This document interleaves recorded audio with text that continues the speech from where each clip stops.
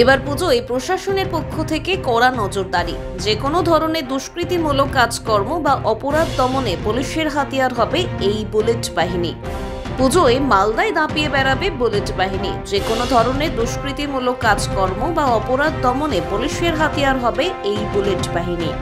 পুজোয় ট্রাফিক নিয়ন্ত্রণ থেকে শুরু করে ক্রাইম মনিটরিং, যে কোনো প্রয়োজনে বুলেট সওয়ার পুলিশ আধিকারিকরা দ্রুত পৌঁছে যাবেন ঘটনাস্থলে।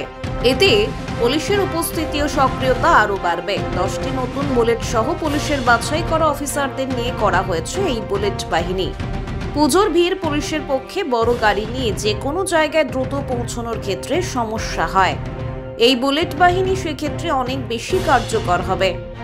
পুলিশের এই নতুন ব্যবস্থার সূচনা করেন মালদার পুলিশ সুপার প্রদীপ কুমার যাদব।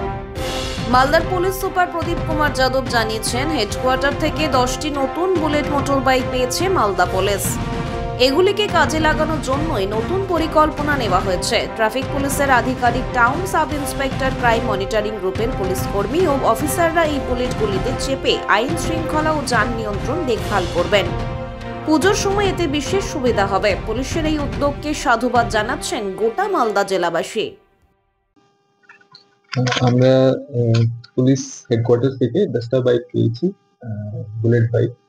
ওটা আমরা মেনলি ট্রাফিক জন্য ইউজ করছি, আর কিছু যে টাউন পেট্রোলিং আছে, টাউন সাব ইন্সপেক্টর আর বাকি অ্যান্টি ক্রাইম ইউনিটস ওনাকে দেওয়া হয়েছে।